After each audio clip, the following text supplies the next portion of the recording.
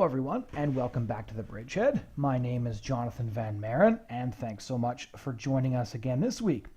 So a lot of you have been probably following the craziness in the news over the whole trans ideology, and it seems like there's a new development on this front almost every day. So in Britain, there was a baby born to a transgender man who could become the first person without a legal mother.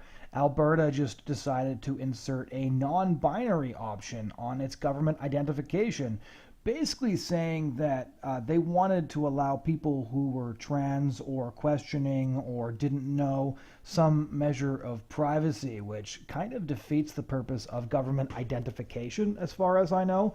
I hadn't realized that privacy was one of the purposes of government identification, and I thought that the whole point of listing identifying characteristics was so that the person carrying said identification could be identified. But apparently I'm wrong, because the state of Maine has now done the same thing this week. They've also decided to have a non-binary option. Keep in mind here that nobody really knows what non-binary is. It's beyond the whole trans ideology, which stipulated that there are men born in women's bodies and women born in men's bodies, and they should be allowed to transition to their actual gender as opposed to their biological gender. Non-binary is just this idea that gender is fluid, and so people can more or less decide whatever they want to be. I noticed that one of my friends, who was a gay activist back in the day, commented on the trans issue saying that one of the reasons trans rights were so important is that sex is an immutable characteristic. Well, the entire point of the trans ideology is that nothing is immutable anymore. This is gender fluidity. There is literally a guy in Britain who had an admiring article written about him in a major British newspaper who decides what gender he is every morning. He's got one closet for male clothes, he's got one closet for female clothes, and each morning he decides what he's going to wear. And his extremely tolerant girlfriend is apparently okay with having her sexuality become as fluid as his gender apparently is. And so I noticed an article in Commentary magazine called The War on Bathroom Privacy by Sohrab Ahmari.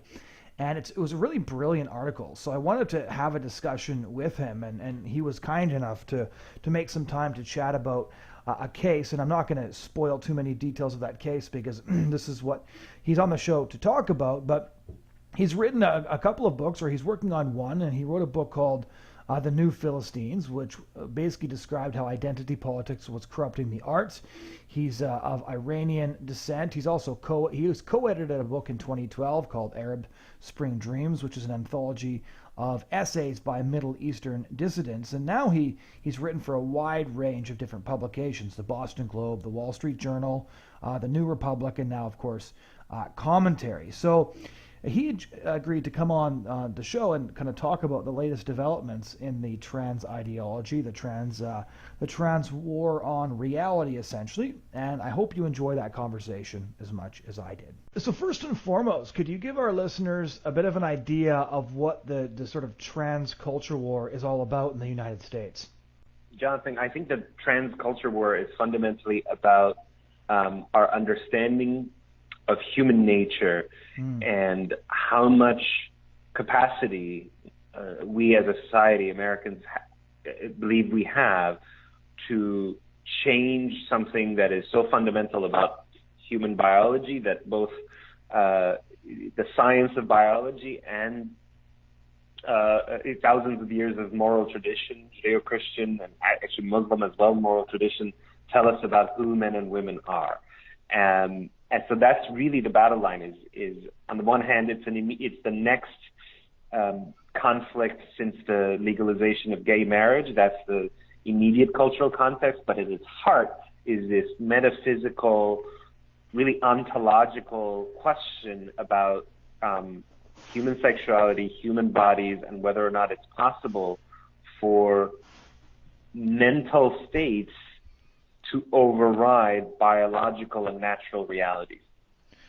And to what extent is the transgender ideology actually taking root at the population at large? I know that Academia has, to a large extent, bought into this. Most of the politicians on the progressive left have. I see the state of Maine just started to offer non-binary options on a driver's license. That's also just happened here in Canada and the province of Alberta. But what I get a sense of is that there are a lot of journalists and a lot of people who were very firmly in the liberal camp, at least here in Canada, who were totally okay with Joe marrying Bob, but would not be sold on the idea that Bob could become Susan. What's your feel of how people are accepting this ideology, or is this a top-down imposition? Look, I mean, who knows what's happening at the level of what's bubbling at the level of individual people, or I'm certainly not a pollster. But what I would say is this, that I do agree that I think even among liberals who embrace gay marriage, some of this gender stuff is a bridge too far. Now, they would never dare say it, let's say, at a cocktail party in Manhattan. Right. They would never dare say it out loud, but you could hear them maybe say it in a sort of whisper, like, I don't know about this stuff. Right. But the movement is so powerful culturally. I mean, the pressure is so intense that I think a lot of people will fall into line. And Rod Dreher, who's a great writer at the American Conservative and a friend of mine, has compared it to, Václav Havel, the Czech dissident, wrote about the greengrocer, right? The greengrocer in communist Czechoslovakia would put forward a sign on his lawn that said, "Workers of the world unite." And the whole point is he doesn't believe that. The communist state by that point didn't believe that. Everyone knew it was a cynical lie. But he just put it up there because if you didn't say that, they wouldn't leave you alone. Right. So the people are living in a lie. And I think that something like that is happening here. We're not living in a communist state. We still have freedom of speech and all sorts of other constitutional guarantees. But there is a cultural pressure that kind of resembles that greengrocer phenomenon, where you're supposed to publicly affirm something that most people deep down know. And my suspicion is that even trans people themselves know that they're not women if they're men, or that they're not men, whichever gender they have to identify with. That gap is there in their own minds, and I've been doing some research and reading about it, and I think it's obvious to everyone, but the cultural pressure is so strong that no one dares say the truth. Or few dare to say the truth, let's say. I mean, in Canada, where you live, the pressure is there's a legal component, right? It's if you use the wrong pronoun, you could theoretically face legal censure. Theoretically, yes, you're correct. That kind of brings me right into part of the topic I wanted to tackle. Here in Canada, as most people internationally now know, simply due to the fact that Dr. Jordan Peterson of the University of Toronto announced that he wouldn't be using those pronouns, and the gender ideologues tried to, sort of pull the bushwhacking on him that they had successfully done to others, and instead he got rich and famous. So they're still trying to figure out what that means for their movement here in Canada, but the language wars haven't really cropped up since that sort of very catastrophic defeat for their language policing here in Canada. But in the United States, and this is why I had initially contacted you to talk, is the battle over the trans ideology seems to center more around bathrooms than language at this point. And you wrote this fantastic column called "The War on Bathroom Privacy," where you talk about a 19-year-old girl named Alexis Lightcap who's sort of spearheading this youth-led movement against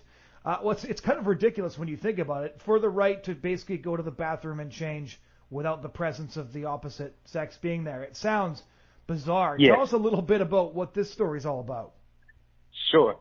So Alexis Lightcap is, as you said, is a 19-year-old African-American high school student.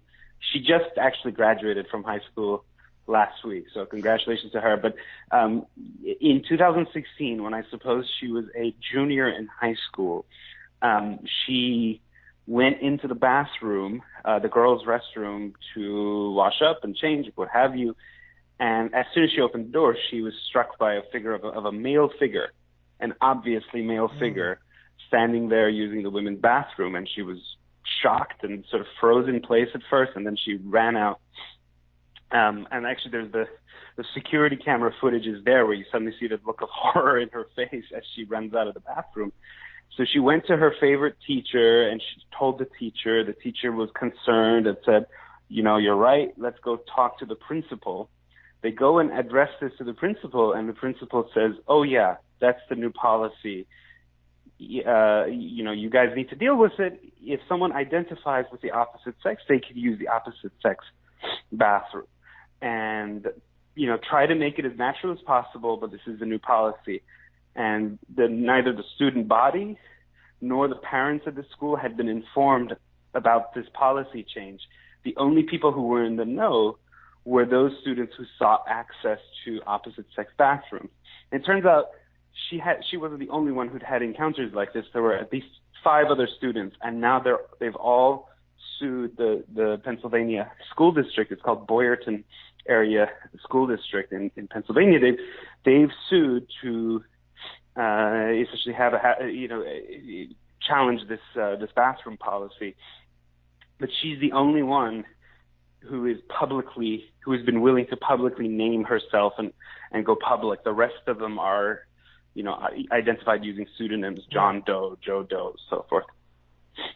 And so what kind of backlash or positive response has she received for being brave enough to go public and essentially become the face of the, again, this sounds so ridiculous to say, but bathroom privacy wars? Well, I spoke with her last week, and she said that yes, there were some people who made nasty comments about her on Facebook, and we can get into how the legal system so far has received her challenge, which has not been positive at all.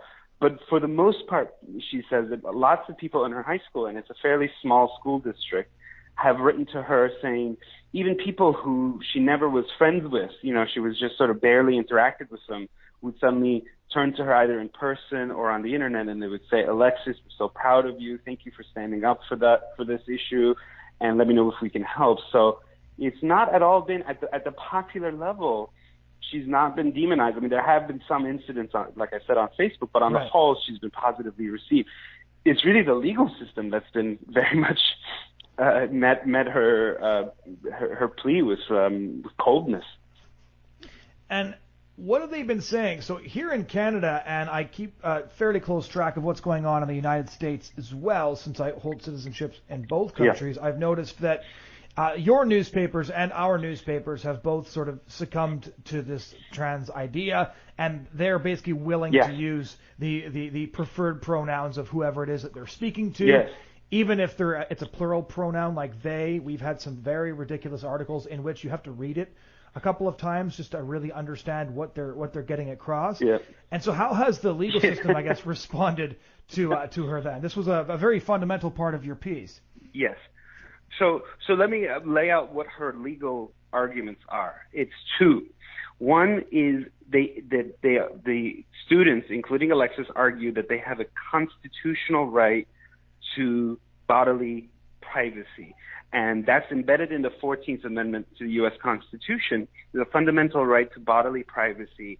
And although there's never been any cases directly like this because this transgender issue is relatively new, in other contexts like correctional contexts or prison contexts and so forth, courts have repeatedly held that Americans have the right to a bodily privacy, which includes not to be seen in the nude by members of the opposite sex. So that's one argument. The second argument that they make has to do with Title IX, which is a statute from the 1960s that was intended to give women a leg up, or to an equal leg, let's say, in sports and other public institutions. And Title IX specifically included that women need private facilities in sports, locker rooms, and things like that, and that lack of that kind of facility is de facto sexual harassment because it includes the unwanted presence of the opposite sex. Even if that presence is not actively harassing you, just being kind of vulnerable in front of the opposite sex is itself sexual harassment. That's their argument. So far, both the district court and an appellate court that have ruled on it in a sort of preliminary way. They have rejected those arguments because they say they don't use sex as we understand it, as in the gender, sorry, I even made it myself, the binary between male and female, which is written into our DNA, which manifests itself in our anatomy, and which most people understand as sex, not gender, as a sort of fluid, subjective construct, but sex, which is the XY chromosome and the XX chromosome. The courts have said no. I mean, because that policy is applied in an even-handed way, meaning boys who claim to be women can go into the women's restroom, and because women who claim to be men can go into the women's restroom, then that means that there's no sort of discriminatory element to the law. And they specifically, I mean, the appellate court took Alexis's lawyers to task for using the term sex. The judges on the bench said, please use gender, because sex is disrespectful. Wow. So, as far as these two courts, a federal district court and a federal appeals court, not yet the Supreme Court, are concerned, they bought into the ideology, in a way they're begging the question, because the whole debate is over whether gender and sex are the same thing and whether those two things can be in tension. So how do you feel about a Supreme Court challenge?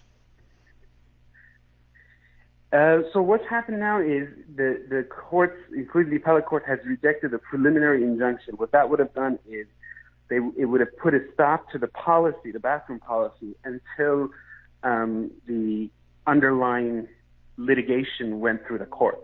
The court said no, the policy basically can continue to be in place, but now it kicks back to the district court, or the lowest level court, federal court, where it'll be, it'll work its way through that court. But obviously it sounds like they don't have a shot at the level of that, at the district court level and at the appellate bench. So then whether or not the Supreme Court takes this on, who knows? I mean, one hopes that in the aftermath of Masterpiece Cake Shop, which is a kind of minor tactical victory for opponents of the sexual revolution, that this issue will be taken up as well, because really there's a great deal at stake. And even, sometimes I'm a social conservative, a religious conservative, but I'm tempted to see if feminists will, at least some feminists will come on board with this battle, because, for example, this issue of Title IX, which was this statute that helped equalize sports and many other public activities for women, it wouldn't make sense if the statute itself presumes that there is a objective public understanding of sex, which has to do with anatomy, with body, with DNA. It won't work.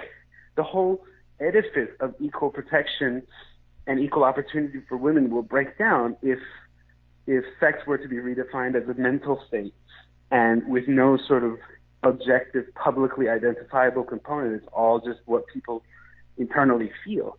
So I really do wonder if there's going to be a backlash. But so far, you don't see it, as we spoke at the beginning, you don't see it at the level of the culture. You don't see it at the level of elite institutions and so forth. But I just imagine it must be bubbling, because this stuff is so bizarre and so unnatural. Yeah, well, here in Canada, the ugliest battle so far is actually ongoing, and it's between the feminists, the radical feminists specifically, and the trans people, which started when a bunch of feminists were disinvited from the Vancouver Women's March after they protested the fact that a trans dominatrix was one of the key speakers. So that's fun. And when you talk about this bathroom thing, on the one hand, as a social conservative, I wish that, I'd like to think about this as like the Iran-Iraq War. Too bad they can't both lose or they can't both win. Yeah, it's kind of like watching the snake choke on its own tail. But one of the things, because in many ways, and now it's coming back to haunt them. But in many ways, this the trans movement is an outgrowth of kind of radical feminism, queer theory that now has come full circle for them. which is why some of them are fighting back. But and now the they idea owe that each other more than they imagine. The idea of a guy being able to access a girl's bathroom simply by claiming to be a woman, that sounds like the kind of thing that would have been in some sort of comedy, like stupid comedy movie in the 90s. And now it's a real thing.